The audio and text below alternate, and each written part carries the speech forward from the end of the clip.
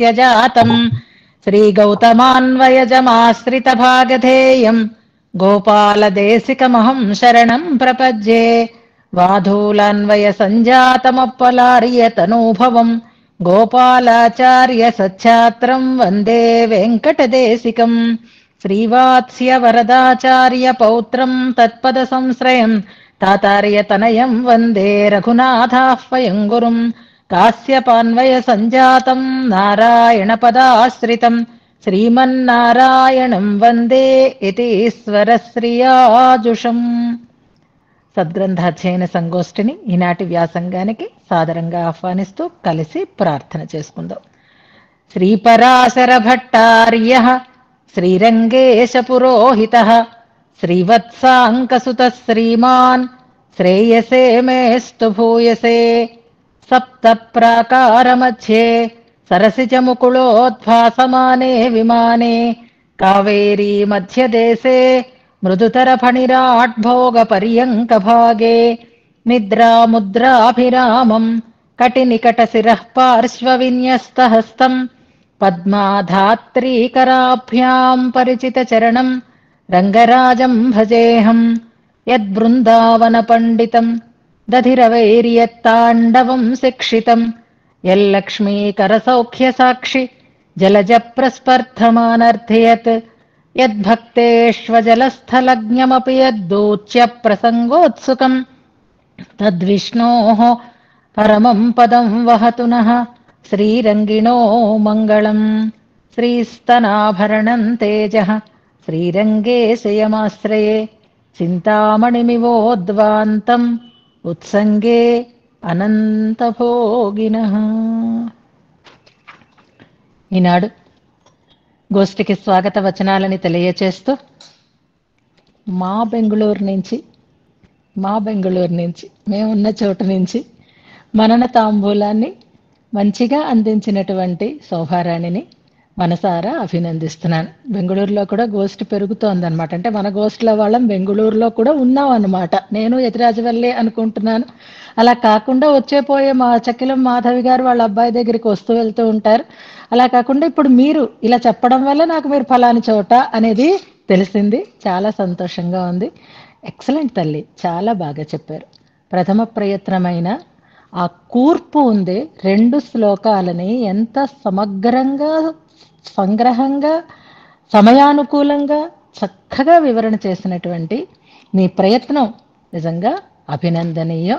చెప్పిందేదో శుద్ధంగా చెప్పారు, స్పష్టంగా చెప్పారు, వివరంగా చెప్పారు. చాలా మంచిగా గ్రహించగలరు అనే విషయాన్ని మీరు ప్రూవ్ చేసుకున్నారు. ఈ ప్రయత్నం ద్వారా ఆ రకమైనటువంటి ఒక అభిమానం కలిగింది. ఒక విషయాన్ని వింటే దాన్ని ఎలా గ్రహించాలి, ఎలా ధారణ చెయ్యాలి, ఆ క్రమం మీకు చాలా మంచిగా తెలుసు అని అనిపించింది. మీరు ఆచార్యతని అనుసంధానం చేస్తే నేను విన్నానో లేదో, మీరు స్వామివారి దగ్గర సమాశ్రయణమా ఏమో, నేను ఆచార్యతని అనుసంధానం చేశారో లేదు, చేసినట్టు లేదు, అందుకే నేను గ్రహించలేకపోయాను. పర్వాలేదు, చివరిలో చెప్తారు కానీ ఆచార్యతనయాన్ని అనుసంధానం చేసి ప్రారంభం చేసుకుంటూ ఉందాం అని చెప్పుకున్నాం. మనం ఆ పద్ధతిని కూడా మనం పర్వాలేదు తర్వాత మాట్లాడదాం. మనం ఇప్పుడు అన్మ్యూట్ చేసుకోకండి. కానీ మీలో మాత్రం భగవద్దత్తమైనటువంటి ఒక శక్తి ఉంది, గ్రహణ శక్తి ఉంది, దాన్ని చక్కగా సమన్వయించుకోగలిగేటటువంటి శక్తి ఉంది. చాలా బాగా ఇవాళ 2 శ్లోకాలని కూడా మళ్ళీ ప్రధానమైన అంశాలు గుర్తు తెచ్చేటట్లుగా మీ మననం సాగింది. ఇక్కడితో మీరు ఆగిపోకూడదు. దీన్ని ఇలా ఎప్పటికీ కంటిన్యూ చేసుకోవాలి. మీ శక్తిని మీరే వృద్ధి చేసుకుంటూ ముందుకు సాగాలి. అలాంటి సదవకాశం ఆచార్య అనుగ్రహంతో, భగవద్ అనుగ్రహంతో మీరు పొందాలి. రంగనాథుడి యొక్క అనుగ్రహ విశేషంగా నిన్న ఆ రంగనాథుణ్ణి మనం సేవించినటువంటి పైనుంచి కిందకి, కింద నుంచి పైకి 2 రకాలుగా మనం సేవించాము. మీరు కూడా విషయాన్ని అలా చేయగలిగేటటువంటి సామర్థ్యంతో ముందుకి సాగాలి అని నేను మిమ్మల్ని పెరుమాళ్ళని ప్రార్థిస్తున్నాను, ఆచార్యులని ప్రార్థిస్తున్నాను. చక్కగా మళ్ళీ చివరిలో ఏ విశేషాంశాలతో ప్రారంభం చేసుకున్నామో దాన్ని కూడా ప్రస్తావించడం కొసమెరుపుగా సాగింది. ఏ పదాలను మళ్ళీ మనం ప్రస్తావించుకున్నామో వాటిని కూడా స్పృశించి ఇదిగో ఈ అంశాలు కూడా మనం అనుకున్నాము అనే దాన్ని చెప్పడం కూడా చాలా చాలా అభినందనీయం.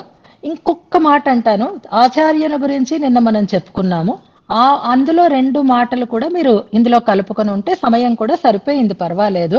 ఆచార్యుల వల్లే మనం భగవంతుణ్ణి పొందుతాము అనే విషయం చెప్పుకున్నాం. చక్షుష్వంతి గతాగతాని అనేది మీరు చెప్పారు.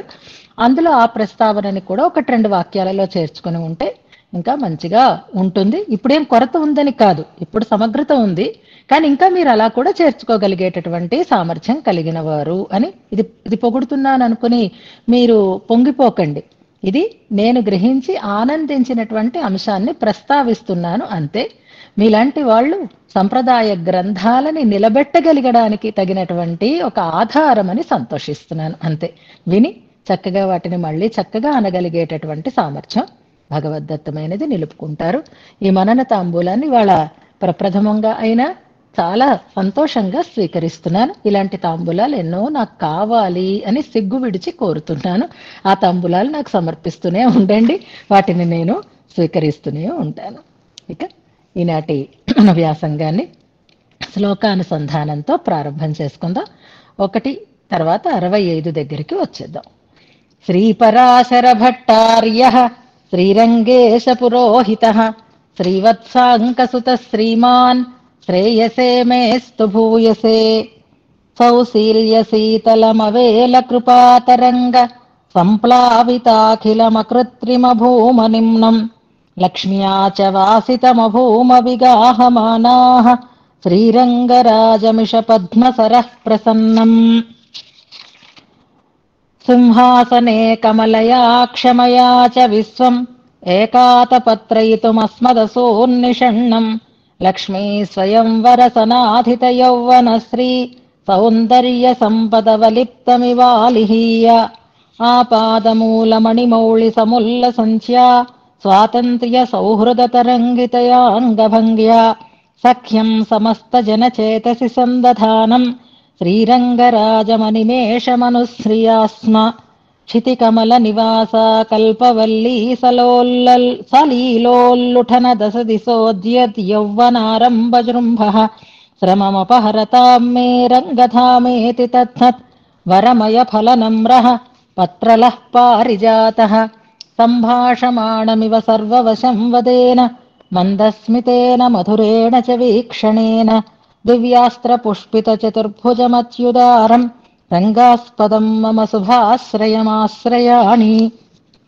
ఏతే శంఖగదాత్యుసర్శనభృతః క్షేమంకరా బాహవః పాదద్వంద్వమిదం శరణ్యమభయం భద్రం చ వో హే జనాః ఇత్యూచుష్య భయంకరే కరతలే స్మేరేణ వక్త్రేణ తత్ వ్యాకుర్వన్నివ నిర్వహేన్మమధురం శ్రీరంగ సర్వం సహః అంగైరహం ప్రథమికాచరితాత్మదానైః ఆమోదమాన నవయౌవన సావలేపైః హైపారిజాతమివ నూతనతాయమాన శాఖాశతం కథమధీమహి రంగధుర్యం ఆలోకా హృదయాలవో రసవసాదీశానమీషత్స్మితం ప్రచ్ఛాయానివ చాంసి పద్మనిలయా చేతః సరవ్యం వపుః చక్షుష్మంతి గతాగతాని తైమే శ్రీరంగశృంగార తే భావా యౌవనగంధినః కిమపరం సించంతి చేతాంసినః ఆయత్కిరీటమళికోల్లసదూర్ధ్వపుండ్రం ఆకర్ణలోచనమనంకుశకర్ణపాశం ఉత్ఫుల్లవక్షసముదాయుధబాహుమర్హన్నీవీంచ రంగపతిమబ్జపదం భజామః అబ్జన్యస్తపదాబ్జమంచితకటీ నిర్వ్యాజ అంచితకటీ సంవాది కౌసేయకం కించిత్తాండవగంధి సంహననకం నిర్వ్యాజమందస్మితం చూడాచుంబిముఖాంబుజం నిజభుజా విశ్రాంత దివ్యాయుధం శ్రీరంగే శరదశతం తతయితః పశ్యేమ లక్ష్మీసఖం. ఇంతవరకు మనం అర్థంతో అనుసంధానం చేసుకున్నాం. ఇవాళ చివరిలో అనుసంధానం చేయవలసిన వాటిని చెప్తాను, నోట్ చేసి పెట్టుకోండి. నిన్న భగవద్గీతలో 11వ అధ్యాయంలో ఒక శ్లోకం గురించి చెప్పుకున్నాము. దివ్యానేకోద్యతాయుధం అనేటటువంటి శ్లోకం విశ్వరూప సందర్శన యోగంలో. అది 11లో 10వ శ్లోకం ఉండిపోయింది, అదొకటి. అదే అధ్యాయంలో నమః పురస్తాత్ అనేటటువంటి ఒక శ్లోకం ఉంటుంది. ఇవాళ అథ పృష్ఠతస్తే మనం చెప్పుకోబోయే శ్లోకానికి చెప్పుకున్న శ్లోకానికి కూడా ఇది సమన్వయపడుతుంది. ఈ రెండు శ్లోకాలు గుడ్ 10వ శ్లోకము 40వ శ్లోకము ఒకరి అనుసంధానం చేయండి. భగవద్గీతలో శ్లోకాలు ఒకరు అనుసంధానం చేయండి, సంసిద్ధంగా ఉండండి. అలాగే రామాయణంలో నిన్న వృక్షే వృక్షే చ పశ్యామి అనేటటువంటి శ్లోకం అనుసంధానం చేయాలనుకున్నాము, అది కూడా అవ్వలేదు. దానితో పాటుగా అయోధ్యకాండలో ఉండేటటువంటి ఒక 3వ సర్గ అనుకుంటాను. ఆ రామచంద్రుని యొక్క రాకపోకలని చూసి ఆయన దశరథుడు తృప్తిని పొందలేదు అనేటటువంటి ఒక శ్లోకం మనకి దీంట్లో ఉంది. ఒకసారి మీరు నతతర్ప అనేటటువంటి శ్లోకం రామాయణం అయోధ్యకాండలో ఉంటుంది. నేను ఎక్కడో నోట్ చెయ్యలేదు.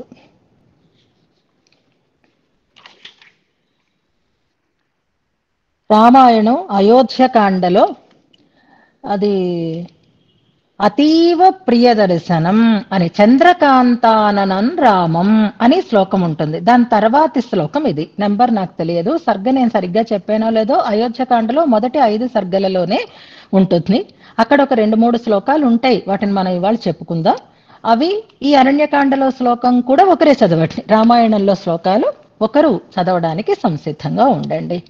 అలాగే కులశేఖరాళ్వార్లు అనుగ్రహించినటువంటి పెరుమాళ్ తిరుమడిలో 9వ పత్తులో 4వ పాశురం వా పోఘు అనేటటువంటి పాశురాన్ని ఒకరు అనుసంధానం చేదురు గాని దానికి సిద్ధంగా ఉండండి. ప్రధానంగా ఇవి అనుసంధానం చేసుకుందాం. ఇంకా ఏవైనా వస్తే వాటిని అవకాశానుసారంగా నేను చెప్తాను, దాన్ని మీరు అనుసంధానం చేదురు గాని. నిన్న ఒక చిన్న క్లారిటీ, నిన్న మనం భాగవతంలో శంఖ గదా ఆద్యుధాయుధం అని ఒక కృష్ణావతార ఘట్టంలో ఉండేటటువంటి శ్లోకాలని అనుసంధానం చేసుకున్నాం. సుజాత గారు అనుసంధానం చేసినట్టున్నారు, ఉంటారు మనకి దీంట్లో. ఒకసారి జాగ్రత్తగా గమనించండి అమ్మా. మీరు నిన్న ఏ పుస్తకంలో అనుసంధానం చేశారో చివరి పాదాలు మీరు కొంచెం క్లమ్జీగా ఉన్నాయి. మీరు నిన్న శ్రీవత్స వక్షం గళసోభి కౌస్తుభం అన్న తర్వాత దగ్గర నుంచి ఇంకో పాదాలు ఏవో చదివారు. నాకు సమయం అయిపోతుంది కాబట్టి నేను అక్కడ ఆగి మీకు వివరణ చెయ్యలేదు. ఇవాళ మళ్ళీ నేను ఒకసారి పుస్తకంలో కూడా చూశాను, మీరు ఎందులో చదివారో కానీ అక్కడ భాగవత గ్రంథంలోనే. ఇప్పుడు నేను ఒకసారి ఆ శ్లోకాలు చదువుతున్నాను, మీ దగ్గర పుస్తకం ఉంటే చూడండి. నిన్న మీరు దాన్ని అందులో ఏముందో మీరు ఒకసారి చూసుకోండి. మొదటి శ్లోకం అంతా కరెక్టే, ఎందుకంటే ఇది ఇప్పటికి మనకి దీనికి కూడా అన్వయిస్తుంది. నిన్న స్వామి యొక్క దివ్యాభరణాలని, స్వామి యొక్క ఆయుధాలని అన్నింటినీ సేవించే అవతార సమయంలో శ్రీమన్నారాయణుడుగానే కనిపించాడు కృష్ణమూర్తి, తర్వాత ఆ రూపాన్ని ఉపసంహరించుకున్నాడు అని మనం అనుకుంటున్నాం. మొదటి శ్లోకం కరెక్ట్ గానే చదివారు, తమ అద్భుతం బాలకం అన్నది. తర్వాతది కూడా చదివేయండి అని నేను అన్నాను కదా, అప్పుడు చదివారు. పీతాంబరం సాంద్రపయోద సౌభగం అంతవరకు మొదటి శ్లోకం. తమోద్భుతం బాలకమంబుజేక్షణం చతుర్భుజం శంఖ గదాద్యుధాయుధం. ఇది మనకు అక్కడ ప్రమాణం కోసం చెప్తున్నాం. శ్రీవత్స లక్ష్మం గళసోభి కౌస్తుభం పీతాంబరం సాంద్రపయోద సౌభగం అనేది అదొక శ్లోకం, 9వ శ్లోకం అది. తర్వాత మహార్హ వైడూర్య కిరీట కుండల త్విషా పరిష్వక్త సహస్ర కుంతలం ఉద్దామ కాంచ్యంగద కంకణాదిభిః విరోచమానం వసుదేవ ఐక్షత. అది అక్కడ శ్లోకం. మీరు నేను ఇంకేవో చివరి రెండు పదాలు వేరే రెండు. అవును, అదే అన్మ్యూట్ చేసుకోకండి, గమనించండి. 2 పాదాలు తేడా వచ్చేసాయి. నాకు వెంటనే స్ఫురించింది, కానీ అప్పటికే నాకు టైం అయిపోతుందని నేను చెప్పలేదు. ఇది శ్లోకం, ఎందుకంటే ఇక్కడంతా మొత్తం స్వామి యొక్క ఆభరణాలు, ఆయుధాలు, దివ్యమైనటువంటి రూప వర్ణనలో సాగింది కాబట్టి అక్కడ చిన్న తేడా ఉంది. బహుశా మీరు ఇంకేదైనా పుస్తకంలో చదివి ఉంటే మాత్రం దిద్దుకోమందాం అనుకున్నాను. పేజీ మారింది పొరపాటున అని అంటున్నారు, సరిపోతుంది. అక్కడే అలా చూసినటువంటి వసుదేవుడే వెంటనే గోదానం చేశాడు అంటూ తర్వాత శ్లోకాలు మనకి సాగుతాయి. అంచేత ఇక్కడ అలాంటి తేడాలు రాకుండా ఒక్కసారి చూసుకోండి. అలాంటి దివ్యమైనటువంటి ఆభరణ భూషితుడై ఆయుధాన్వితుడై ఉండేటటువంటి స్వామిని నిన్న మనం సేవించాం. ఆమూలాగ్రం అని అంటారు. నఖ శిఖ పర్యంతం ఇలాంటి పదాలు మనం వ్యవహారంలో వాడుతూ ఉంటాం. అంటే ఏది వదలకుండా అనే అర్థంలో వాడుతూ ఉంటాం. అలాగే మనని స్వామిని దర్శింపచేసినది ఎక్కడి నుంచి ఎక్కడికి అంటే కేశముల కిరీటము దగ్గర నుంచి పాదాబ్జం వరకు సేవించాము. పాదాబ్జం మొదలుకొని కాదు, తర్వాత మనం కింద నుంచి ఎక్కడి వరకు వెళ్ళాము, ఎక్కడి నుంచి ప్రారంభం చేసాము అంటే అబ్జన్యస్త పదాబ్జం అంటే పాదపీఠం మొదలుకొని కిరీటం వరకు వెళ్ళాం. అది పాదపీఠం మొదలుకొని కిరీటం దాకా దర్శింప చేశారు. మనం పైనుంచి కిందకు వచ్చినప్పుడు పాదం దగ్గరే ఆగాం. తర్వాత కింద నుంచి పైకి వెళ్ళినప్పుడు ఎంత కింద నుంచి వెళ్ళాము అంటే ఆ పాదం ఉన్నటువంటి ఆ పాదానికి ఆసనంగా ఉన్నటువంటి పాదపీఠమైనటువంటి పాదాబ్జం దగ్గర నుంచి మనం పైకి చేరుకున్నాం. ఆ శ్లోకంలో నిన్నటి శ్లోకంలో అబ్జన్యస్త పదాబ్జం అని అబ్జం అనే పదంతోటే ప్రారంభమవుతోంది. ముఖాంబుజం అని తామర అనేటటువంటి పదంతోటే పూర్తి అవుతోంది. అంతటా తామర అనే పదంతో ప్రారంభము చివర కూడా మనకి కనిపిస్తున్నాయి. ఇదొక అందమైనటువంటి సన్నివేశం. దీనికి మనకి వ్యాఖ్యానంలో ఉత్తర రామచరితంలో ఉండేటటువంటి ఒక శ్లోక పాదాన్ని ఇస్తున్నారు, గమనించండి. ఇదొక మంచి సన్నివేశం. దీన్ని మనం రాముడి యొక్క అద్భుతమైనటువంటి వ్యక్తిత్వానికి నిదర్శనంగా భవభూతి కవి ఎంత అందంగా చెప్పాడో దాన్ని ఇక్కడ ప్రస్తావన చేస్తున్నారు. ఎందుకు ఇది వ్యాఖ్యానంలో దీని ప్రస్తావన అనంటే పాదము అబ్జమే, పాదాన్ని పెట్టినటువంటి పీఠము అబ్జమే. అబ్జం అబ్జం మీద పెట్టబడి ఉంది, అబ్జము మీద తామర పెట్టబడి ఉంది అని అంటున్నారు.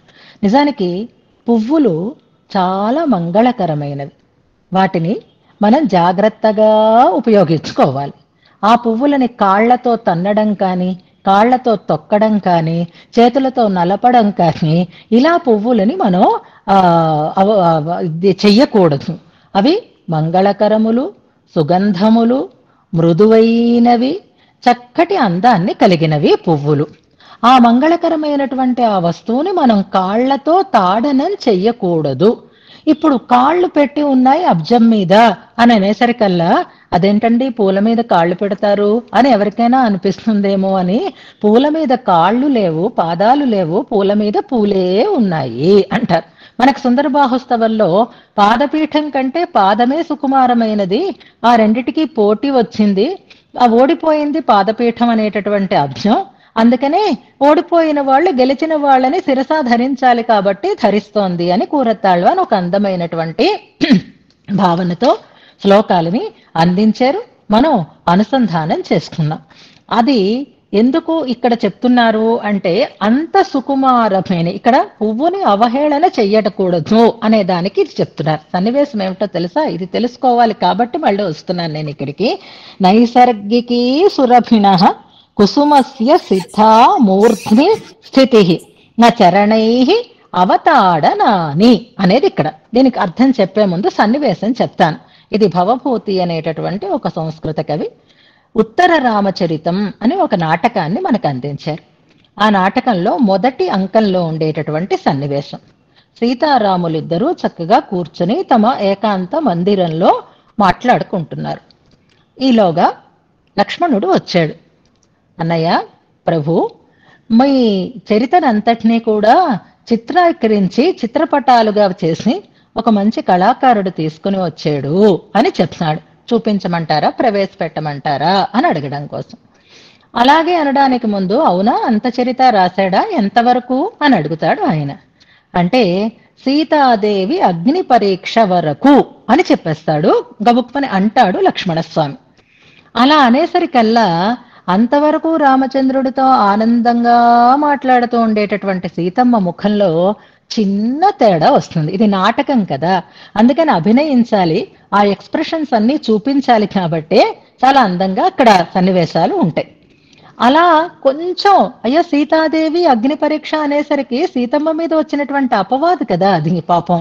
అందుకని ఆమె ముఖంలో చిన్న తేడాని గమనిస్తాడు రాముడు. అంటే రామచంద్రస్వామికి సీతమ్మ తల్లి అంటే ఎంత ప్రేమ అనడానికి, ఆమెను ఎంత పరిశుద్ధంగా భావించాడు అనడానికి కూడా ఇది ఒక సన్నివేశం. అడవులకు పంపించేసాడనో లేకపోతే మళ్ళీ విడిచిపెట్టేసాడనో ఇవన్నీ. ఇంకా గర్భవతిగా ఉంది ఇప్పుడు, ఇంకా ఆవిడ్ని విడిచిపెట్టలేదు. వాళ్ళిద్దరూ ఆమెకి ఆ సమయంలో ఆనందం కలిగించటం కోసమే ఆమెతో కలిసి సమయాన్ని గడుపుతున్నాడు రామచంద్రస్వామి.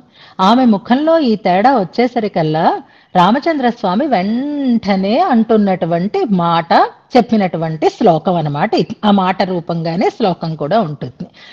నువ్వు అసలు ఏమి దాని గురించి ఆలోచించాల్సిన అవసరం లేదు. నువ్వు యజ్ఞ సంభవతవి, యజ్ఞంలోంచి పుట్టేవు. అంచేత అక్కడ ఇంకా మంచి పవిత్రాణం పవిత్రం యో అనేటటువంటి లాగానే ఇంకా ఒక మంచి శ్లోకం కూడా అక్కడ ఉంటుంది. అగ్నికి వేరే మరొక అగ్ని ద్వారా శుద్ధి అక్కర్లేదు. తీర్థోదకానికి వేరే మళ్ళీ నదిలో స్నానం చేసి శుద్ధి పడాల్సినటువంటి అవసరం లేదు అని లక్ష్మణస్వామి దగ్గర గట్టిగా ఖండిస్తాడు అగ్ని శుద్ధి అనేసరికల్లా. సీతాదేవిని ఊరడిస్తూ లోకమంతే, లోకం నోరు ముగించటం ఎవరికి సాధ్యం కనుక నోటికొచ్చినట్టు మాట్లాడతారు. అలా మాట్లాడే వాళ్ళ నోళ్లు ముయ్యడానికి తగిన చేతులు ఎవరికి ఉన్నాయి, ఎంతమంది నోరు మూస్తామో నువ్వు దీని గురించి పట్టించుకోవలసినటువంటి అవసరం లేదు. లోకం తాలూకు స్వభావం ఎలాంటిది అంటే, ఒక కష్టం మనకి కలిగితే దాన్ని అనుభవించిన వాళ్ళు అలాంటి కష్టం మరొకరికి కలగకూడదు అని అనుకోవాలి. కానీ ఎలా చేస్తారు అంటే వాళ్ళని మరింతగా బాధ పెడుతూ ఉంటారు అని అంటూ అమ్మని, సీతమ్మని ఒక పద్మంగా భావిస్తారు. ఆ పద్మం లాంటి ఆ అమ్మని కాలితో తన్నడం లాంటిది ఇలాంటి అపవాదులతో ఆమెని దూషించటం అనే దాన్ని చెప్తూ, నైసర్గికీ సురభిణ, సహజంగా పరిమళిస్తూ ఉండేటటువంటి కుసుమస్య, పువ్వులకి, సిద్ధ మూర్ధ్ని స్థితి, ఎవరైనా అలాంటి పువ్వుని శిరసాధరించడం అనేదే ఉచితమైనటువంటి స్థితి. అలా కాకుండా నా చరణై అవతాడనాని అంటారు. ఆ పువ్వులు కనిపిస్తే వాటిని కాళ్ళతో పువ్వుని చూస్తే పువ్వుని భగవంతుడికి సమర్పించడం, లేదా పువ్వులని మనం శిరసా ధరించడం అని అనుకుంటాం. కానీ కాల్తో తన్నుదాము అని వెంటనేనా ఎవరికైనా అనిపించచ్చా? అనిపించకూడదు. కుసుమానికి ఉండేటటువంటి యోగ్యత అలాంటిది అని ఆ సీతాదేవిని అలాంటి కుసుమం లాంటి పవిత్రత, సౌగంధ్యం ఇవన్నీ కలిగిన దానిగా చెప్తారు అక్కడ.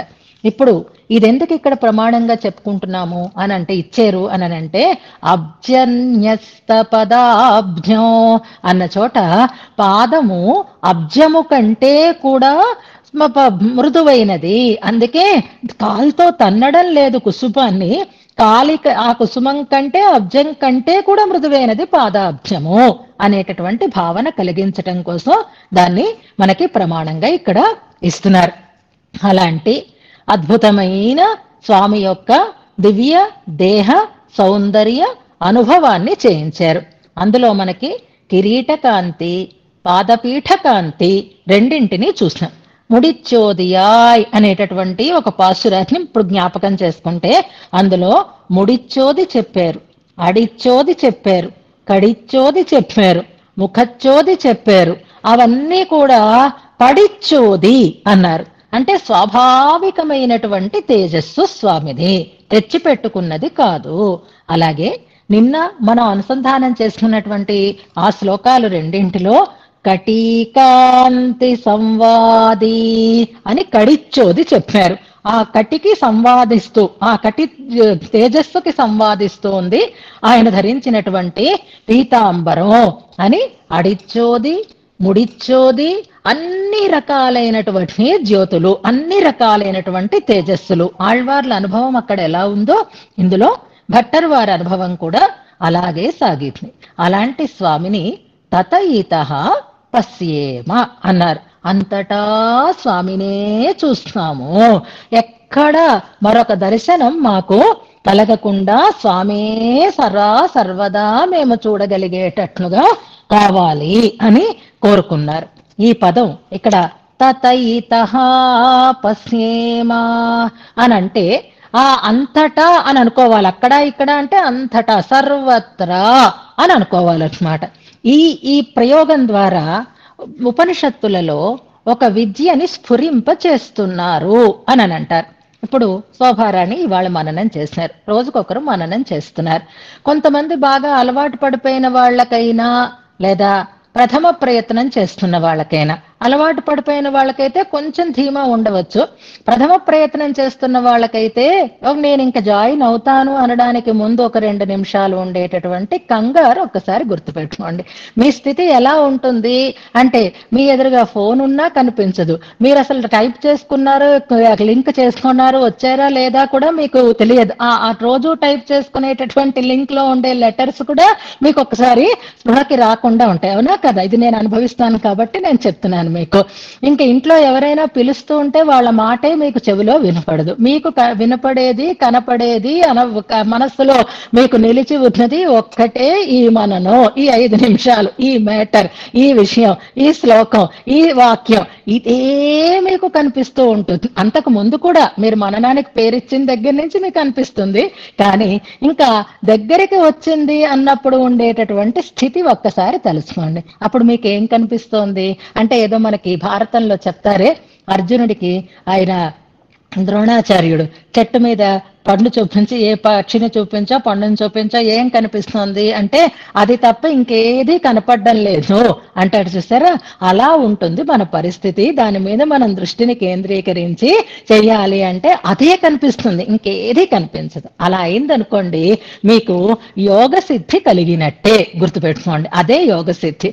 యోగంలో మనం ధ్యానం ప్రారంభం చేస్తే ధ్యేయ వస్తువు మనకి లక్ష్యం కావాలి, అదే కంటి ఎదురుగా మనకి కనపడేది కావాలి, మిగిలినవేవి కనపడకుండా ఉండాలన్నమాట.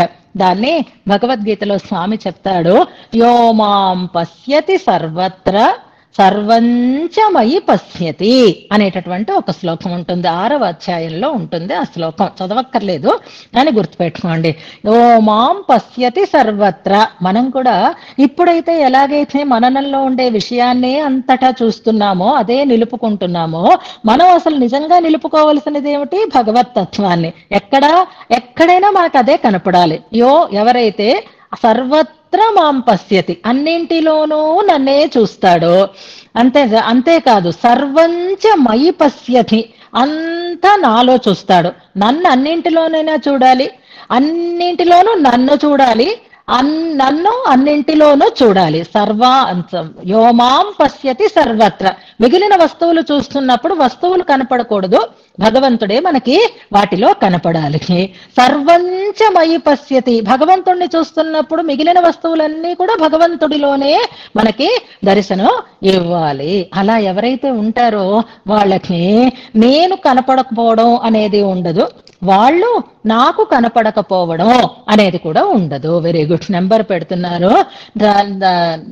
వాళ్ళకి నేను కనిపిస్తూనే ఉంటాను, వాళ్ళు నాకు కనిపిస్తూనే ఉంటారు, కనపడకపోవడం అనేది ఉండదు. సచమే న ప్రణశ్యతి అని చెప్తాడు స్వామి.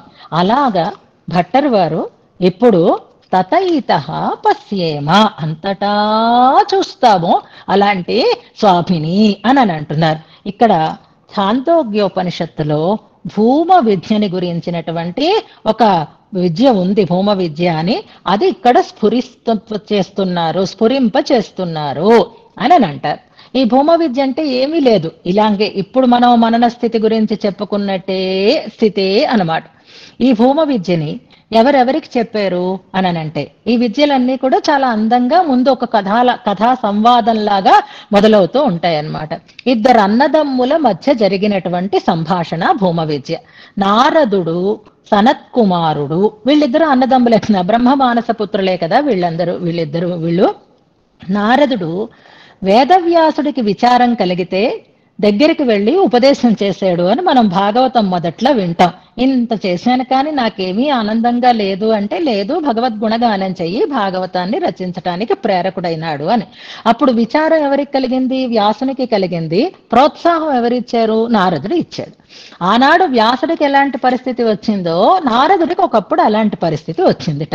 ఆయన ఎన్ని వేద శాస్త్రాలు చదివినా, ఎంత అధ్యయనం చేసినా, అన్నింటినీ అవపోసన పట్టినా ఎందుకో ఆయనకి ఆనందం కలగడం లేదుట. ఏం చేస్తే పరిపూర్ణమైన ఆనందం కలుగుతుందో ఆయనకి తెలియలేదు. వాళ్ళ సోదరుడి దగ్గరికి వెళ్ళాడు. వెళ్ళి చెప్పాడు.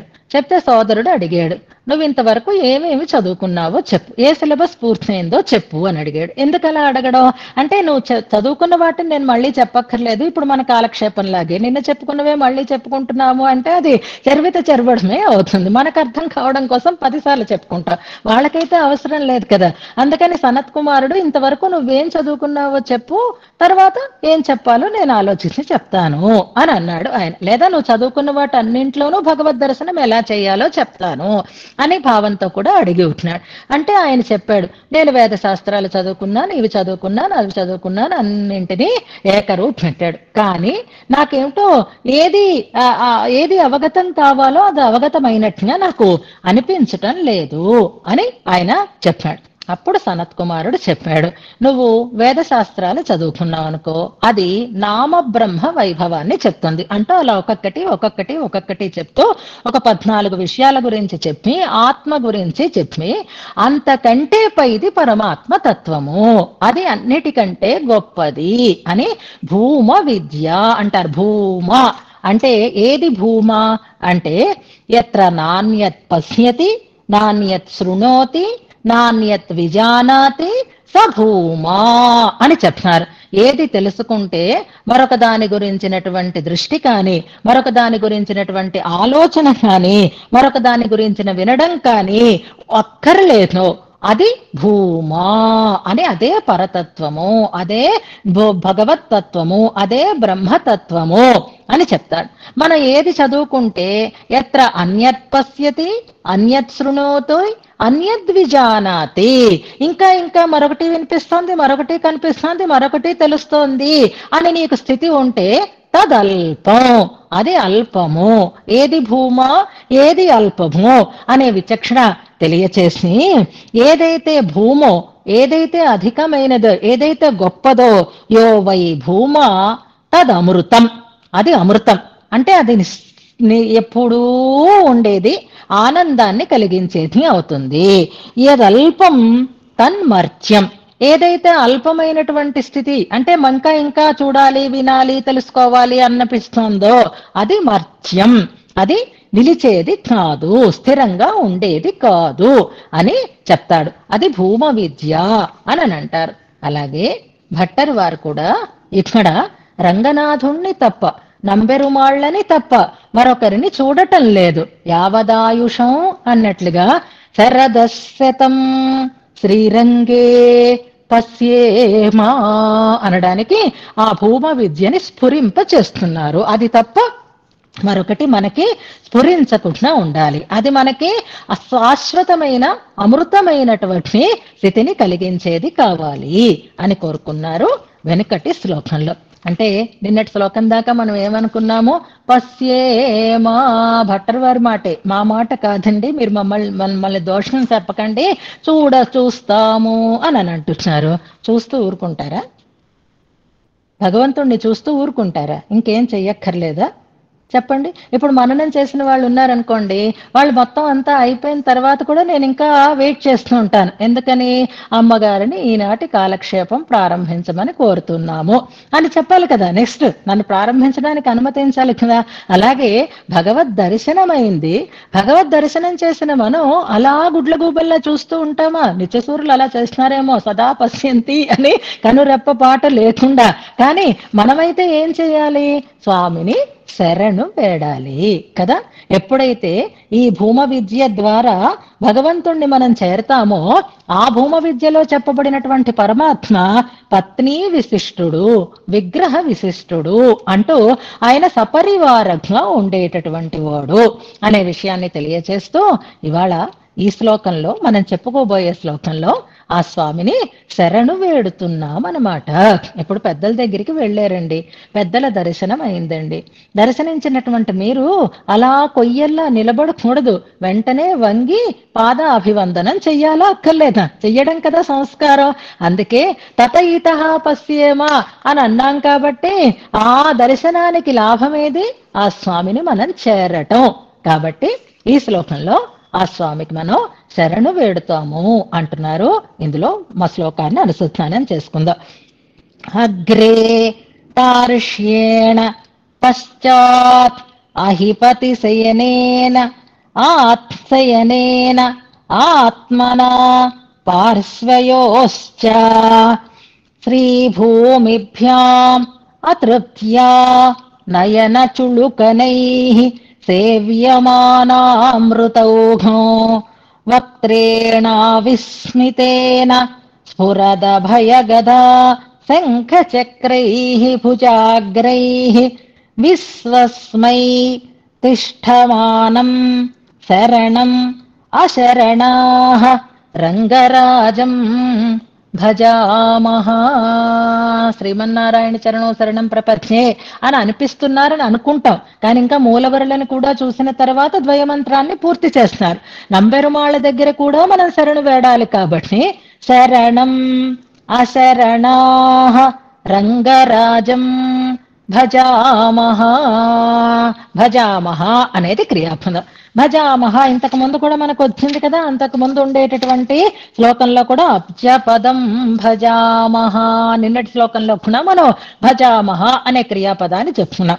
భజామహ అంటే సేవామహే, సేవిస్తాము అని అనుకున్నాం. ఆయనని సేవించడం ఎలాగా అంటే ఏదో పెద్ద మీకు ఇంకో దిక్కు కూడా ఉండి ఈయనని కూడా సంతృప్తి పరచడం కోసం ఈయనని పట్టుకుంటున్నామా అంటే అలా కాదు. అశరణాః మరొక దిక్కు లేని వారమై. మనం ఎవరినైనా పెడుతుంటే స్వామిని పాదాలు పట్టాలి అంటే వేరొక దిక్కు లేని వారమై స్వామిని పాదార వింద శరణాగతి చెయ్యాలి అని అనుకుంటున్నాం. మనకి శరణాగతిలో భగవద్ రామానుజుల వారు చెప్పినటువంటి మాట అదే, అనన్య శరణః శరణమహం ప్రపద్యే. అనన్య శరణః అన్నప్పుడు అన్యులు శరణము లేక అని కాదు, ఆయన తప్ప మరొకరు నాకు దిక్కు లేదు అనేటటువంటి దృష్టితోటి శరణం ప్రపద్యే అని భగవద్ రామానుజులు చెప్పారు. వారికి ఎలా తెలిసింది ఇలా చెప్పాలని అనంటే వారి గురువు గారు చెప్పారు. ఎవరు రామానుజుల వారి గురువు గారు? యామునాచార్యుల వారు అని అనుకుంటున్నారు మీరు. అలా కాదు, నిజంగా ఎవరి శ్రీపాదంగా భగవద్ రామానుజులను మనం భావిస్తాము అంటే నమ్మాళ్ళవార్లు, శఠగోపులు కదా. ఆ శఠగోపులు చెప్పినటువంటి మాట ఏది అంటే పుగలొన్నిల్లా అడియేన్ అంటారు. నాకు ఇంకో చోటు లేదు కనుక నీ శరణాలరి నేను శరణు వేడుతున్నాను. అఘలఘిల్లేన్ ఇర్రయం అనేటటువంటి దాంట్లో శరణాగతి చేస్తున్నారు నమ్మాళ్ళవార్లు. అక్కడ కూడా అనన్యగతి అనడం కోసం పుగలొన్నిల్లా అనేటటువంటి ప్రయోగం ఉంటుంది. అలాగే ఇక్కడ భట్టర్ వారు అశరణాః దిక్కులేని వారమై, భగవంతుడు తప్ప మరొక దిక్కు లేని వారమై మేము భజామహ సేవింతుముగాక. ఎవరిని? రంగరాజం భజామహ. ఇది మనకు స్పష్టంగా అర్థమైపోతుంది. భజామహ సేవింతుము అనంటే మనం మేము అని భట్టర్ వారు మనని కూడా కలుపుకొని చెప్తున్నారు. ఎలా సేవిస్తాము అంటే శరణం భజామహ విశ్వస్మై. ఆయన నిలిచి ఉన్నాడు అందరి కోసం. శరణం భజామహ దిక్కుగా మేము ఆయనని సేవిస్తున్నాము అని శరణాగతిని ఇందులో చేస్తున్నారు అని అనుకుందాం. ఇంతకీ ఆ రంగపతి, ఆ రంగనాథుడు ఎలా సేవింపబడుతున్నాడు, ఎలా ఇక్కడ మనకి అందుబాటులో ఉన్నాడు అనడానికే చెప్తున్నారు. ఇంకా నంబెరుమాళ్ళనే మళ్ళీ చూపిస్తున్నారు మనకి. భూమ విద్యలో చెప్పారు కాబట్టి ఆయన పరివార సహితుడై ఉండాలి. సపరివారాయ అని మనం చివరిలో పూజ చేసిన తర్వాత అనుసంధానం చేస్తూ ఉంటాం చూసారా, అలా మొత్తం అన్ని ఇప్పుడు సమగ్రంగా కనపడాలన్నమాట. ఇప్పుడు సెంటర్ పాయింట్ ఎవరైనారు అని అంటే నంబెరుమాళ్ళు మధ్యలో ఉంటున్నారు, గుర్తుపెట్టుకోండి. ఆ నంబెరుమాళ్ళకి చుట్టూ ఎవరెవరు ఉంటున్నారు, నంబెరుమాళ్ళని కూడి ఎవరెవరు ఉంటున్నారు అనే దాని సన్నివేశాన్ని ఇప్పుడు చెప్తున్నారనమాట. ఆ నంబెరుమాళ్ళ యొక్క అద్భుతమైనటువంటి సౌందర్య దర్శనంలో నిమగ్నుడైపోయి ఉన్నవాళ్ళు ఎవరు అంటే ముందెవరు ఉన్నారు, వెనకెవరు ఉన్నారు, పక్కన ఎవరు ఉంటున్నారు అని చెప్తున్నారు. ఇంతకు ముందు కూడా మనం చెప్పుకున్నాము, అందరూ ఒకళ్ళు పడుకొని ఒకళ్ళు కూర్చుని, అమ్మవార్లు అయితే ఇటు అటు కుర్చీలు వేసుకుని కూర్చుని అని మనం చెప్పుకున్నాం చూసారా. ఆ సన్నివేశాన్ని ఇందులో మనకి అందంగా వర్ణిస్తున్నారు. అగ్రే తార్ష్యేణ, తార్ష్య శబ్దం మనకి వచ్చింది తార్ష్య పక్షతివత్ అనేటటువంటి శ్లోకంలో. అంటే గరుత్మంతుడు అని అర్థం. అగ్రే, ఎదురుగా ఎవరుంటున్నారు అనంటే తార్ష్యేణ, ఆ గరుత్మంతుని చేత చూడబడుతూ ఉన్నాడు. పశ్చాత్, వెనకని. అగ్రే అంటే ముందు, పశ్చాత్ అంటే వెనక అని అర్థం అనమాట. ముందు వెనకలని చూసుకోవాలి. వెనక నుంచి ఎవరు చూస్తున్నారండి అనంటే తనని తానే చూసుకుంటున్నాడు అంటారు ఇందులో. తనని తానే చూసుకోవడం ఏమిటండి? ఎవరికైనా అలా బాగుంటుందా అంటే ఆ పడుక్కొని మరీ ముద్దుగా తనని తాను చూసుకుంటున్నాడట రంగనాథుడు. ఎలాగా? అహిపతి శయనేనా ఆత్మన, రెండు రకాలుగా. అంటే అనంతుని చేత తన చేత అని రెండు రకాలుగా చెప్పుకోవచ్చు. అలా కాదు, అనంతుడే శయనముగా కలిగినటువంటి తన చేత అని తనని తానే చూసుకుంటున్నాడు అనేటటువంటి ఒక మాట. ఇక్కడ చాలా విలక్షణమైనటువంటి ప్రయోగం ఇది. తర్వాత దాన్ని మనం వివరించుకుందాం. వెనక నుంచి నంబెరుమాళ్ళని సేవిస్తున్నది ఎవరు అంటే మూలమూర్తి అయినటువంటి రంగనాథుడు సేవిస్తున్నాడు. ఆయన అందుకే స్పష్టంగా చెప్తున్నారు, అహిపతి శయనేన ఆత్మనా, వెనక నుంచి ఆయన అలాగే సేవిస్తున్నాడు. పార్శ్వయోశ్చ, ఇటుపక్క అటుపక్క ఎవరున్నారు? శ్రీ భూమిభ్యాం, శ్రీదేవి భూదేవి. కుడి పక్క ఎవరున్నారు, ఎడమ పక్క ఎవరున్నారు మనకు తెలిసినదే కాబట్టి ఇటువైపు అటువైపు అంటే ముందు వెనక రెండు పక్కలా అయినాయి. ఎలా వీళ్ళు చూస్తున్నారు అంటే అహిపతి శయనేనా తార్ష్యేనా అన్నప్పుడు లేని ఒక విశేషణం అమ్మవార్ల దగ్గరికి వచ్చేసరికి ఉంది చూడండి. అతృప్తియా అంటున్నారు. అతృప్తియా, తృప్తే లేదుట. ఇంకా కావాలి, ఇంకా చూడాలి, ఇంకా చూడాలి. మనకి ఈ సద్గ్రంథ అధ్యయనం పట్ల అభిరుచి కూడా అలాగే పెరగాలని కోరుకుందాం. మనం అంతగా భగవంతుణ్ణి చూడకపోయినా ఇంకా చదువుకోవాలి, ఇంకా చదువుకోవాలి, ఇంకా గ్రంథాలు నేర్చుకోవాలి, ఇంకా తెలుసుకోవాలి అనేటటువంటి ఒక ఆరాటం మనలో కలగాలి. అమ్మవార్లు ఎలాగైతే తృప్తి లేకుండా ఇంకా కావాలి, ఇంకా కావాలని చూస్తున్నారు అన్నట్లుగా. అతృప్త్య ఇక్కడే మనం తర్వాత చెప్పుకున్నటువంటి ప్రమాణాలని సమన్వయం చేసుకుంటాం అన్నమాట. ఇక్కడ మనకి భగవద్గీతలో చెప్తున్నామే, నమః పురస్తాతథ పృష్ఠతస్తే అని విశ్వరూపాన్ని చూసినటువంటి అర్జునుడు కంగారు పడిపోయి నీ వెనక్కి నమస్కారం, నీ ముందుకి నమస్కారం, నీ పక్కలకి నమస్కారం అని పడతాడు చూసారా. ఇక్కడ చాలా హాయిగా నిలబడి ఉన్నాడు ఆయన. ఇటువైపు అటువైపు చుట్టుపక్కల ఇటుపక్క అటుపక్క అమ్మవార్లు. అతృప్తియా ఎలా చూస్తున్నారట అంటే నయన చుళకనై, చుళుకము అన్నది పదం లా పడుతోంది కానీ చుళుకం ఇంతకు ముందు మనకు వచ్చింది. చుళుకం అంటే పుడిసిలి. మొన్న అనుకున్నాను చూసారా, మన నాలికతో నాకేవి, నోటితో జుర్రేవి, పంటితో కొరికేవి ఇలా ఉంటాయి అని అనుకుని అలాగ జుర్రుకోవటానికి వీలైనటువంటి ఒక సాధనం ఇలా పుడిసిలి పట్టడం అంటారు, పుడిసిలి అంటారు. ఇదైతే అంజలి, ఇదైతే పొడిసిలి. అంటే ఒక చేతిని కొంచెం ఒక చిన్న దొన్నెలాగా చేసి దాంట్లో మనం ద్రవ పదార్థాన్ని ఉంచి దాన్ని పానం చేయడం. లేదా ఇక్కడ చుళకం అంటే చిన్న పాత్ర అనుకోవచ్చు. మనం శ్రీపాతీర్థం అవి తీసుకున్నప్పుడు గోకర్ణం లాంటి పాత్రలు పెట్టుకుంటాం చూసారా బొట్టుపెట్టెలో. ఆ గోకర్ణాలు చిన్న పాత్రలు, అంచు సరిగ్గా ఉంటుంది, కంటికి చూడండి అలాగే అంచు కూడా అలాంటి అంచే ఉంటుంది. ఆ నయనములనేటటువంటి చుళుకములు అంటున్నారు, పుడిసిలి పట్టి తాగుతున్నట్లుగా. అతృప్తియా నయన చుళకనై, చుళుకనై సేవ్యమానా, సేవింపబడుతూ ఉండేటటువంటి అమృత ఔఘం, అమృతౌఘం, అమృత రస ప్రవాహమే అది అని అంటున్నారు. అమృతౌఘం అంటే అమృత రస ప్రవాహం. ఎంతకని ఎంతకని అలా ఆ ప్రవాహం ఇంకా వస్తూనే ఉంది, ఇంకా కారుతూనే ఉంది. ఇప్పుడు ఏమైనా లీకేజీలు ఉంటాయి అనుకోండి బాత్రూమ్స్ లో, ట్యాప్స్ అవిని మనం వాటిని ఎంత గట్టిగా కట్టినా ఇంకా అది లీక్ అవుతూనే ఉంటుంది, లీక్ అవుతూనే ఉంటుంది. దాన్ని మనం బంద్ చేయటానికి ప్రయత్నం చేస్తున్నాం కానీ అది అలా ప్రవహిస్తూనే ఉంటుంది. అది బొట్టు బొట్టుగా పడితే ఈ స్వామి అనేటటువంటి నంబెరుమాళ్ళు ఎవరనుకుంటున్నారు? అది అమృత ప్రవాహం, అమృతమే ప్రవహిస్తోంది అక్కడ. అమృత రూపుడైనటువంటి స్వామి యొక్క సౌందర్యం, అమృతాన్ని సౌందర్యము అని అనుకుందాం. అమృత తత్వం కాబట్టి అది ఒక ప్రవాహం, ఒక పూరం. ఆ పూరాన్ని పానం చేయడానికి ప్రయత్నం చేస్తున్నారు. పాత్రలేమో చిన్న పాత్రలు ఉన్నాయి, నిరంతరం నిరంతరం పానం చేస్తున్నారు, అయినా తృప్తి కలగటం లేదు అంటున్నారు ఇందులో. అతృప్త్య సేవ్యమానా అమృతౌఘం. ఎవరైనా మన వైపు అలా చూస్తున్నారనుకోండి, చుట్టుపక్కల నుంచి చూస్తున్నారు, కాసేపే మనం కెమెరాకి అటెన్షన్ గా ఉండాలి అంటే వీడియో ఎంతసేపు ఆన్ చేసుకొని ఉంచుకోగలుగుతున్నారు మీరు చెప్పండి? నేనంటే తప్పదు కాబట్టి ఆన్ చేసి ఉంచుకుంటున్నారు. మీరైతే వీడియో ఆన్ అయి ఉందంటే అందరి దృష్టి మన మీద ఉంది అని మనం ఎంతసేపు ఒక క్షణం దాన్ని మళ్ళీ కట్ చేస్తున్నాం. పాపం స్వామికి ఎప్పుడూ వీడియో ఆన్లోనే ఉంటుంది, వాళ్ళకి రెప్పపాటు కూడా లేకుండా చూస్తూ ఉంటే ఎలా ఉంటాడైనా? కొంతసేపటికి చిరాకు వస్తుంది. అందరూ మననే చూస్తూ ఉంటే కొంతసేపటికి మనం కనపడకుండా అయిపోవాలి అని అనిపిస్తుందా? కానీ స్వామి చూడండి ఎంత ప్రేమగా ఉంటున్నాడో.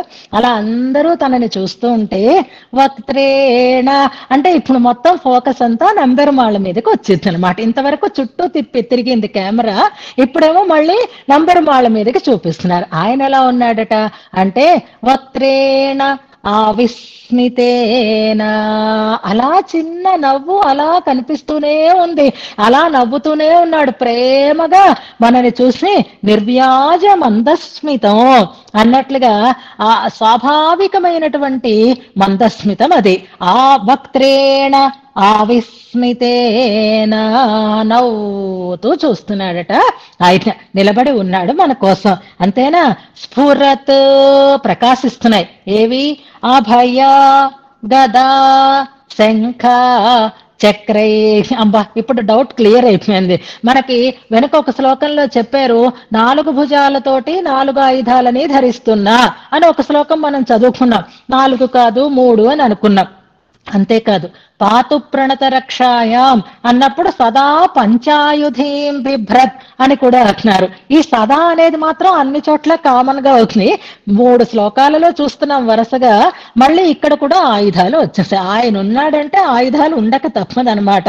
ఎలాగా అంటే అభయహస్తం, గదాహస్తం, శంఖ చక్రై, స్ఫురత్ భుజాగ్రై, స్ఫురిస్తూ ఉండేటటువంటి ఆయుధాలతో కూడినటువంటి భుజాగ్రములు అంటే ఈ భుజాల తాలూకు కొనలు కడిగినటువంటి వాడు, అంటే భుజం మీద ఆయుధాలని ధరిస్తున్నటువంటి వాడు అని అర్థం. ఎందుకు ఇక్కడ 2 రకాలుగా చెప్తున్నారు అనేది కూడా మనం తర్వాత వ్యాఖ్యానంలో తెలుసుకుందాము. పాపం అలా ఆయన వీళ్ళ ఒక ఆయనేమో పడుకున్నాడు, ఒక ఆయనేమో కూర్చున్నాడు. వీళ్ళిద్దరూ అయితే నిశ్చింతగా కూర్చున్నారు. కానీ నంబెరుమాళ్ళు మాత్రం తిష్టమానో, నిలబడే ఉన్నాడు. పాపం ఆయన కదలడానికి కూడా అవకాశం లేకుండా అలా నిలిచి ఉన్నాడట. ఎవరి కోసం? విశ్వస్మై. ఇదొక అద్భుతమైన ప్రయోగం. ఈ పద ప్రయోగాలు ఆ తండ్రి కొడుకులు మాత్రమే చేయగలరేమో అని అనిపిస్తుంది. కూరత్తాళ్వాన్ కూడా విశ్వస్మై అనే పద ప్రయోగం వరదరాజస్తవంలో ఒక శ్లోకంలో చేశారు. ఈలోగా మీరు వెతకండి, ఏం పర్వాలేదు, తెలివైన వాళ్ళు అయిపోయారు కదా అంచేత గుర్తే పట్టేస్తున్నారు. విశ్వస్మై అని విశ్వము కొరకు అంటే అందరి కొరకు, విశ్వము అంటే సమస్తము అనే అర్థంలో చెప్పుకుని అందరి కొరకు అని అలా నిలబడినది తన కోసం కాదు, తననందరూ చూడాలని కాదు, తనకి అలాంటి అటెన్షన్ కావాలి అనేటటువంటి ఉద్దేశ్యంతో కాదు.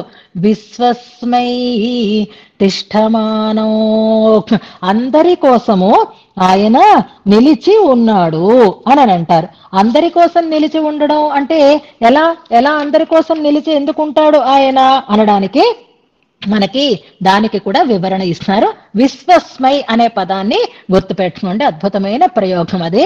అందరి కొరకు తిష్టమానో, నిలిచి ఉన్నటువంటి, ఇక్కడ ఈ శ్రీరంగంలో వేంచేసి ఉన్నటువంటి రంగరాజం రంగనాథుడిని అశరణాహ, ఏ దిక్కు లేని వాళ్ళమే శరణం భజామహా, దిక్కుగా మేము ఆయనని సేవిస్తాము అని అంటున్నారు ఇందులో.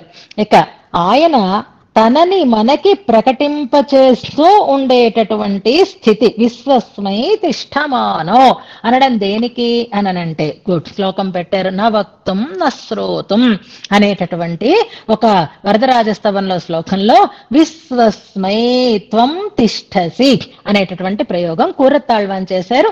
ఆ తండ్రిని అనుసరిస్తూనే ఇందులో మనకి భట్టర్ వారు కూడా ఈ ప్రయోగాన్ని చేసి ఉన్నారు.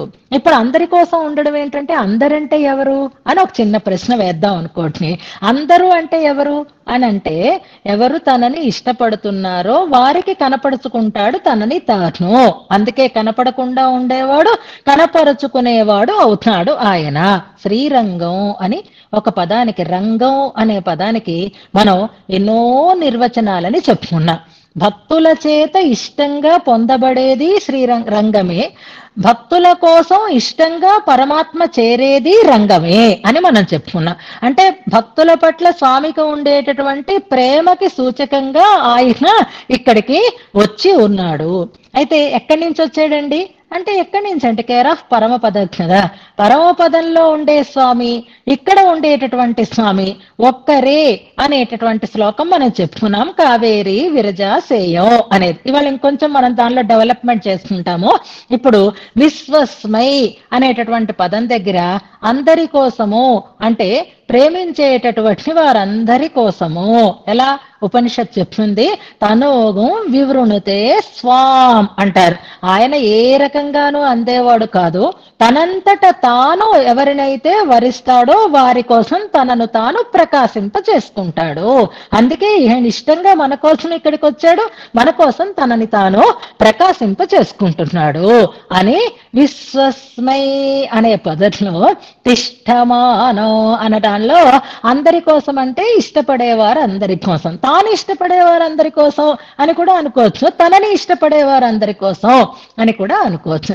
ఇంకొకటి, ఎందుకు ఆయన ఇప్పుడు కనపడాల్సి వచ్చింది అంటే, ఇంకా వినడం లేదా, చెప్పిన మాట వినడం లేదా, కంట్రోల్ అవ్వలేదా సిచ్యువేషను, నేనే రావాలన్నమాట, సరే వస్తాను అని ముఖ్యమైనటువంటి వాడు వచ్చి అక్కడ సమస్యని పరిష్కరించటం అనే సన్నివేశం ఒకటి మనం చూస్తూ ఉంటాం. చాలా కబుర్లు పెడతాం, మీడియేటర్స్ ఉంటారు, ఎన్నో రకాలుగా దాన్ని సాధించడానికి ప్రయత్నం చేస్తే అవతల వాడు దారిలోకి రాలేదు.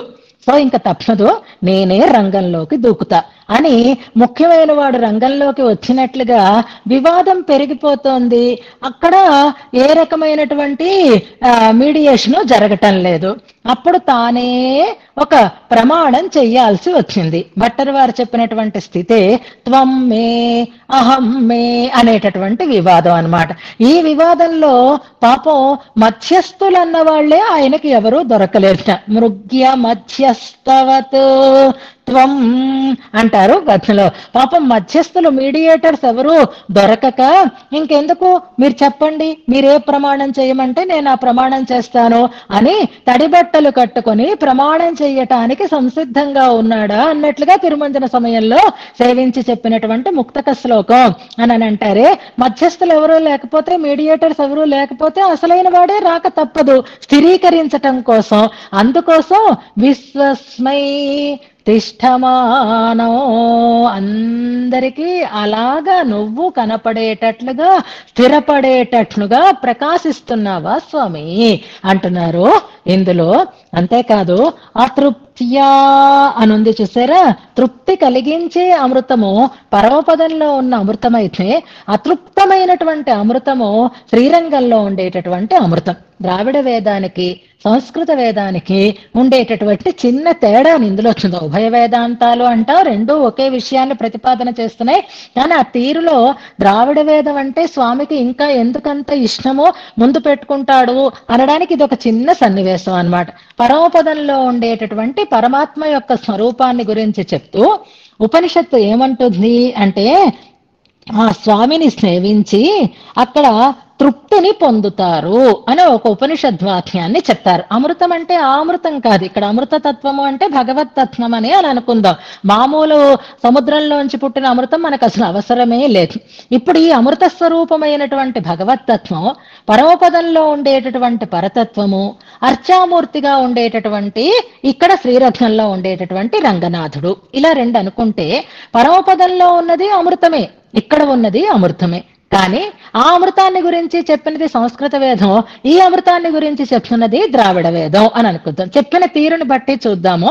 సంస్కృత వేదం ఏం చెప్పింది అంటే, ఏతదేవ అమృతం దృష్ట్వా తృప్యంతి. ఆ వాక్యం కూడా మనకి వ్యాఖ్యానంలో ఉంది, ఎందులోదో ఇవ్వలేదనుకోండి. ఏతదేవ అమృతం దృష్ట్వా తృప్యంతి. ఈ అమృత స్వరూపుడైనటువంటి పరమాత్మని సేవించి తృప్తిని పొందుతారు అని సంస్కృత వేదంలో చెప్పింది. పరమపదనాథుడైతే తృప్తిని పొందించే అమృతమేమో, కానీ మా ఆళ్వార్లు చెప్పిన అమృతము ఆరావముదం అన్నారు మన నమ్మాళ్వార్లు. ఉపనిషత్తుని మించిన, అంటే కావేరీ విరజాసోయం, ఈయనే రంగనాథుడు పరమపద్నాథుడు, ఇదే పరమపదం అని చెప్పినా అక్కడ పరమపదంలో ఉండేటటువంటి తత్వము, అమృత తత్వమేమో, భగవత్ తత్వము తృప్తిని కలిగించేదేమో, కానీ ఆరావముదం అన్నారు మన ఆళ్వార్లు. అంచేత ఈ తృప్తి, ఈ అమృతాన్ని ఎంత తాగినా ఎంత అనుభవించినా అతృప్తంగానే ఉంటుంది, ఇంకా ఇంకా ఇంకా కావాలి అనేటట్లుగానే ఉంటుంది అని మన వాళ్ళు చెప్పారు చూసారా. అందుకే అతృప్తియా అనేటటువంటి మాటని వాడుతున్నారు. తృప్తి తీరడం లేదుట, అమ్మవార్లకి తృప్తి తీరడం లేదంటే ఇష్టసఖుడు కాబట్టి, ప్రియసఖుడు కాబట్టి, ప్రియమైనటువంటి పెనిమిటి కాబట్టి అంత ఇష్టంగా చూస్తున్నారేమో. గరుత్మంతుడు సరే ఇష్టమైనటువంటి స్వామి కాబట్టి చూస్తున్నాడేమో, కానీ వెనక నుండి రంగనాథుడు చూడడానికి కారణం ఏమిటి? అసలు అలా చూడొచ్చా? అలా చూస్తారా? అలా ఇష్టం కలుగుతుందా? ఎంతకని మనని మనం అద్దంలో చూసుకుంటాము, కొంతసేపు చూసుకుంటాం, కానీ అలా అందరి ముందర చూసుకున్నాం ఏంటండి అనంటే ఇక్కడే మనకి చెప్తారు. తతోపియత్ ప్రియతరం ముహూర్తం బ్రహ్మ అనేటటువంటి కాంతా చతుశ్లోకిలో ఒక శ్లోకాన్ని మనం శాంతానంత అనే శ్లోకాన్ని జ్ఞాపకం చేసుకుందాం. ఇక్కడ ఆగమ శాస్త్రంలో ఉండేటటువంటి ఒక అద్భుతమైన విషయాన్ని మనకి భట్టర్ వారు తెలియచేస్తున్నారు. ఇందులో భగవద్ధ్యాన సోపానంలో కూడా ఈ సన్నివేశాన్ని మనకి చెప్తారు. భగవద్ధ్యాన సోపానమని వేదాంత దేశకులు ఒక అద్భుతమైనటువంటి స్తోత్రాన్ని మనకి అందించారు. అమలనాది పిరాన్ లాంటి ఒక అద్భుతమైన ప్రక్రియ. యోగ శాస్త్ర క్రమంలో భగవద్ధ్యానాన్ని ప్రారంభించి ధ్యేయ వస్తువుని దర్శించటం వరకు సాగుతుంది. అందులో మనకి 2 ప్రమాణాలు ఇచ్చారు. అందులో ఒకటి భగవద్ధ్యాన సోపానం అన్నమాట.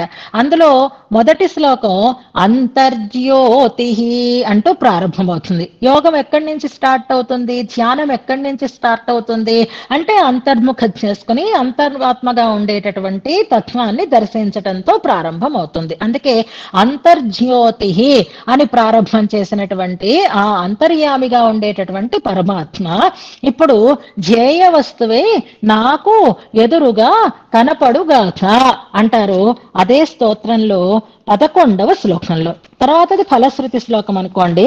11వ శ్లోకంలో మనకి మధ్యే రంగం మమచ హృదయే వర్తతే సావరోధ అని ఆ శ్లోకం. రేపు పూర్తిగా ఆ శ్లోకం గురించి మనం చెప్పుకున్నాం. ఇప్పటికే సమయం అయిపోయింది కాబట్టి ఇది దేనికి అనంటే ఆ వెనకని ఉండేటటువంటి మూలమూర్తి కానీ ఇక్కడ ఉండేటటువంటి ఉత్సవమూర్తి కానీ వేరు కాదు, ఒకటే అనేటటువంటి విషయం మనకి ఆగమాల్లో ప్రతిపాదితమై ఉన్నది. అందుకే ఆలయాలలో మూలమూర్తి నుంచే కళావాహన చేసి మిగిలిన మూర్తులలో కళలని ఉంచుతారు. అంటే మూలమూర్తి ఈ మిగిలిన ఉత్సవమూర్తులు కానీ ఇంకా మొన్న మనం చెప్పుకున్నాం కదా, శయన బేరమని, స్నపన బేరమని, బలి బేరమని ఇలా ఉంటాయి అని. అన్నింటిలోకి కూడా కళావాహన ఎక్కడి నుంచి అంటే మూలమూర్తిలోంచే కళావాహన చేయబడుతుంది. అంటే మూలమూర్తి వేరు, ఉత్సవమూర్తి వేరు అని అనుకోవలసినటువంటి స్థితి మనకి అక్కరలేదు. ఇప్పుడు ఆయనే ఈయనగా వచ్చాడు. ఎందుకు వచ్చాడు ఆయన అంటే మన కోసమే వచ్చాడు. నువ్వు పడుకుంటే ఎలాగా అని మనం అంటాం, కానీ కదా ఇగో వస్తున్నాను అని నంబెరుమాళ్ళుగా మన దగ్గరికి వస్తున్నాడు అనమాట. పడుకొని కళ్ళు మూసుకొని కదలకుండా ఉంటే మేమేమైపోవాలి అని మీకు బెంగక్కర్లేదు. భక్తుల కోసం నువ్వు మూలమూర్తి పడుకున్నవాడివి ఉత్సవమూర్తిగా రాలేదా, అలాగే నా హృదయంలోకి కూడా రా అంటారట. భగవంతుడు ఉండేటటువంటి చోట్లలో భగవంతుడిని మన హృదయంలో స్థిరంగా ఉండమని కోరాలి అని అనుకోండి. ఒకసారి ఆలోచించండి. పడుకున్న వాడిని లేపి నువ్వు మా ఇంటికి రా అని పిలిచావనుకోండి, ఆయన ఎలా ఉంటుంది ఆయన రియాక్షన్ ఒక్కసారి మీరు ఎంత ఇష్టంగా మీరు వెళ్ళినా, ఎంత మీ ఇంటికి ఆదరంగా మీరు పిలుస్తున్నా, ఆ పడుక్కొని హాయిగా నిద్రపోతున్న వాడిని కనుక లేపి ప్లీజ్ మా ఇంటికి రావా అని అన్నా అనుకోండి, ఒక్కసారి ఆలోచించుకో. ఇంకా దాని గురించి వివరణ ఏమీ అక్కర్లేదు కదా. ఇప్పుడు అలాగే రంగనాథుణ్ణి కూడా భగవద్ధ్యాన సోపానంలో ప్రార్థన చేస్తున్నారు. పడుకున్న వాడిని లేపి నా మనస్సులోకి రా అని ప్రార్థన చేసినారే అనుకోండి, స్వామి వస్తాడా? అది అసలు ఉచితమా చెప్పండి? అందుకే నువ్వు లేచి రావక్కర్లేదు, అలా పక్కతో పాటే వచ్చేయి అని కోరతారనమాట. అంటే నువ్వు కళ్ళు విప్పక్కర్లేదు, పక్క విడవక్కర్లేదు. భుజ ఆయిపతి చెయ్యనేనా అని ఉంది చూసారా ఇక్కడ. భుజగ సాయివయే నువ్వు నా హృదయంలో కూడా నా మనస్సులో కూడా నిలిచి ఉండు అని అక్కడ కోరేటటువంటి సన్నివేశం. అక్కడ ఇక్కడ ఉండేటటువంటి తేడా, దేశకుల భావన భట్టరు వారి భావనలో ఉండేటటువంటి తేడా ఏమిటి అని అంటే, అక్కడ మూలమూర్తి ఉత్సవమూర్తిని చూస్తున్నాడు కదా. ఇక్కడ మనకి భుజ ఆహ్యపతి శయనేన ఆత్మన మూలమూర్తి ఉత్సవమూర్తిని సేవిస్తూ ఉండేటటువంటి సన్నివేశాన్ని ఇందులో చెప్తున్నారు. తన మూర్తినే తాను మరింతగా ఇష్టపడతాడు అనే కాంతా చతుశ్లోకం యొక్క ప్రమాణము, ఆగమాలలో ఉండేటటువంటి ప్రమాణము మనకి ఇక్కడ పడితే ఆయన వేరు ఈయన వేరు కాదు.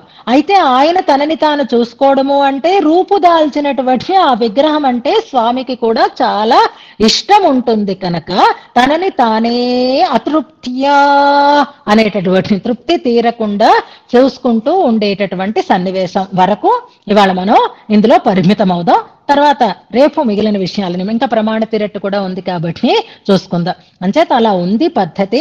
తనని తానే దీనికి అంతటికీ ముగింపు కావాలి అంటే మూలమూర్తి వేరు, ఉత్సవమూర్తి వేరు, బలిమూర్తి వేరు అని అనుకోకండి. అలా అనుకోవడం ఎలాంటి తెలివి తక్కువతనం అవుతుంది అంటే, పరవ్యూహం పరరూపము వేరు, వ్యూహ రూపము వేరు, విభవ రూపము వేరు అని అనుకోవడం లాంటిది అనమాట. కాదు, అన్నీ ఒకటే. అందులోంచి ఇది వచ్చినా ఇందులోంచి మరొకటి వచ్చినా మిగిలేది పూర్ణంగానే. అనకని పూర్ణమిదః పూర్ణమిదం అనేటటువంటి ఉపనిషత్ మంత్రం అన్ని పరిపూర్ణములే అని చెప్పినట్లుగా ఉత్సవమూర్తి మూలమూర్తి రెండూ కూడా పరిపూర్ణములే. మనని కటాక్షించడం కోసం మూలమూర్తి ఉత్సవమూర్తిగా మన దగ్గరికి వచ్చేది అవుతుంది అని అంటారు. అలా ఈ ఉత్సవమూర్తి వెనకని మనస్సులో వెనకని ఉండేటటువంటి మూలమూర్తిని తన దగ్గరికి రమ్మంటున్నారు. ఇక్కడ ఉండేటటువంటి మూర్తిని చూస్తూ ఆనందిస్తున్నాడు రంగనాథుడు అని మనం చెప్పుకుంటూ, అలాంటి అతృప్తామృతమైనటువంటి అమృత రస ఓఘం అమృత రస ప్రవాహమైనటువంటి ఆ స్వామిని చూస్తే తృప్తి ఎవరికి కలుగుతుంది కనుక. నిన్న కూడా మనం చక్షుష్మంతి గతాగత అని చెప్పుకున్నాం కదా. అందులో ఈ నిన్న రామాయణంలో ఇప్పుడు మనం చదువుకోబోతున్నామే ఆ సన్నివేశాన్ని కూడా చెప్తాను. సంస్కృత వేదము ద్రావిడ వేదము రెండిటికి తేడాలో అది తృప్తిని కలిగించే అమృతము అని చెప్పింది, ద్రావిడ వేదం ఆరావముదం అని చెప్పింది. అలాగే దశరథుడిని చూద్దాం. ఇందాక మనం ఒక చెప్పుకున్నాం కదా, రామచంద్రుణ్ణి చూస్తే దశరథుడికి తృప్తి తీరలేదు అంటారు. ఆ తృప్తియా అనడానికి ఈ సన్నివేశాన్ని ప్రమాణంగా మనకి చూపిస్తున్నారు. రామచంద్రుణ్ణి చూసి తృప్తి పడలేదట, ఇంకా ఇంకా ఇంకా పొంగిపోతున్నాడట దశరథ చక్రవర్తి. సన్నివేశం ఏది? మహా ఆనందకరమైనటువంటి సన్నివేశం. అయోధ్యకాండ ప్రారంభంలో ఆయనని యువరాజుగా చేద్దాము అని ఒక సూచన చేసేసరికి ప్రజలందరూ ఆమోదించారు. ఇకనే సుమంత్రుణ్ణి పంపించాడు, రామచంద్రుణ్ణి తీసుకుని రమ్మన్నాడు. రామచంద్రుడు వస్తున్నాడు. ఈయన ఎత్తైనటువంటి ఒక ప్రాసాదం మీద అధిరోహించి ఉన్నాడు దశరథ చక్రవర్తి. సుమంత్రుడు రామచంద్రుణ్ణి రథం మీద ఎక్కించుకొని తీసుకుని వస్తున్నాడు. అలా రథం మీద ఉన్నటువంటి రామచంద్రుణ్ణి ప్రాసాదం మీద ఉన్నటువంటి దశరథ చక్రవర్తి చూసి తృప్తి పొందలేదు. నతర్ప అంటారు. అలా రథం మీద వస్తున్న వాడిని చూసే ఈయనకి ఎలాగ చేపు వచ్చినట్లుగా పిల్లల్ని చూస్తే తల్లిదండ్రులలో కలిగేటటువంటి ప్రేమ ఎలా అతిశయిస్తుందో అలా రామచంద్రుడి అందం చూసి, రామచంద్రుడి ఆ సౌందర్యాన్ని చూసి అతీవ ప్రియ దర్శనం అని వాల్మీకి మహర్షి అక్కడ ప్రయోగిస్తారు. ఆ చూపులతో తృప్తి కలగటం లేదు, ఎంత చూసినా తనివి తీరకుండా ఉంది అని చెప్తారు అక్కడ సన్నివేశంలో. ఇది వాల్మీకి చూపించినటువంటి దశరథుడు. ఇక కులశేఖరులు చూపించిన దశరథుడు ఎలా ఉన్నాడట అనంటే, ఇక్కడైతే రథం మీద వస్తున్నాడు, చూశాడు, ఇంకా ఇంకా ఇంకా చూడాలన్నట్లుగా చూశాడు, తృప్తి లేకుండా చూశాడు అన్నంత వరకే ఉంది అక్కడ. కులశేఖరులు కూడా దశరథ భావనని పొందుతారు. కౌసల్యగాను దేవకిగాను భావనలు పొంది దశరథునిగా కూడా తనని తాను భావిస్తారు. అందులో ఎంత తప్పు చేశాను, ఎంత కఠినాత్ముణ్ణి, నిన్ను అడవులకు వెళ్ళిపోమన్నాను అని చెప్తూ బాధపడుతూ ఉండేటటువంటి సన్నివేశంలో ఆ పాసురమే మనం అనుసంధానం చేసుకోబోతున్నాము. అందులో దశరథ చక్రవర్తి రామచంద్రుణ్ణి ఎంత మురిపంగా చూసుకునేవాడు అంటే, ఈయన సంతోషం కోసం ఆయనని రకరకాలైనటువంటి ఆదేశాలతో నడిపిస్తూ ఉండేవాడట. నడయషఘు అని అనుకున్నాను చూసారా, రంగనాథుడు కాదు. అప్పుడు రామచంద్ర స్వామిని దశరథ చక్రవర్తి వా అనేవాట, ఇలా రా అనేవాట. అంటే అప్పుడు రామచంద్రుడు దశరథుడికి అభిముఖంగా నడిచి రావాలన్నమాట. అభిముఖంగా నడిచి వస్తూ ఉంటే ముందు ఉండేటటువంటి సౌందర్యాన్ని చూసేవాడట దశరథ చక్రవర్తి. ఇప్పుడు పోగు అనేవాట, వెళ్ళు వెనక్కి అనేవాట. అంటే ఇప్పుడు రామచంద్ర స్వామి టర్న్ తీసుకుని మళ్ళీ వెళ్ళి తన సింహాసనాన్ని అధిరోహించడానికి వెళుతూ ఉంటే ఆ వెనకని ఆ విల్లు, అమ్ములు, ఆ మంచి ఆ అద్భుతమైనటువంటి ఆ సౌందర్యాన్ని, పిన్నజగు మున్నజగు అంటారు, పిన్నడి మున్నడి అన్నట్లుగా దాన్ని చూసి సంతోషపడేవాడట. ఇప్పుడు మళ్ళీ వా అనేవాట, ముందుకి రమ్మని వెనక్కి వెళ్ళమని, ముందుకి రమ్మని వెనక్కి వెళ్ళమని అలా నడిపించి, ఇదివరకు చాలా పాత రోజుల్లో, ఇప్పుడంటే అది కాదు కానీ ఇదివరకు పాత రోజుల్లో పెళ్లి చూపుల్లో పెళ్లి కూతుర్ని ఇలాగే హింసలు పెడుతూ ఉండేవారు. కాలు కుంటి అది లేదు కదా అని ఒకసారి నడిచి చూపించమ్మా అని అంటూ ఉండేవారు. కొన్ని దురాచారాలు ఉండేవి లేండి. అలాగే ఇప్పుడు ఆనందంతో దశరథుడు అలా చేసి, ఇదిగో వెళుతూ వెళుతూ ఒక్కసారి చూడు నా వైపు అనేవాట. అంటే ఒక్కసారి వెనక్కి తిరిగి చూడాలన్నమాట. అలా తృప్తి తీరక వెనక్కి వెళ్ళమని, ముందుకి రమ్మని, వెనక్కి తిరిగి చూడమని అలా తృప్తిని పొందేవాడను అంటూ తన అనుభవాన్ని, అయ్యో నేనేనా ఇంత కఠినంగా నిన్ను అడవులకి పంపించాను అంటూ బాధపడతారు. ఇప్పుడు చూడండి, వాల్మీకి చూపించిన దశరథుడా లేక కులశేఖరులు చూపించిన దశరథుడా రామచంద్రుని యొక్క అనుభవంలో తృప్తి లేకుండా ఉన్నవాడు అనంటే తర్ప అని వాల్మీకి భగవానుడు అజ్ఞ ఆ అతృప్తమైనటువంటి ఆ అనుభవం తీరు ఎలా ఉంది అనే దాన్ని మరింత రసవంతంగా మనకి కులశేఖరులు తమ అనుభవంలో అందిస్తున్నారు. అవి రెండు కూడా మనం అనుసంధానం చేసుకుందాం. అందుకే మనం కూడా సరే భగవద్ అనుభవం సంగతి ఎలా ఉన్నా ఇలాంటి మంచి విశేషాలని చెప్పేటటువంటి ఈ గ్రంథాధ్యయనం కూడా మనం అతృప్తియా అని అనుకుంటున్నాం. తృప్తి లేకుండా అయిపోయింది, మేము చదివేసుకున్నాం అనే స్థితి మనకి ఎప్పుడూ రాకూడదు. ఇంకా చదువుకోవాలి అనేటటువంటి స్థితి మాలో కలిగేటట్లుగా రంగపతిని మనం ఇవాళ శరణు వేడదాం. ఈ శ్లోకాన్ని మనం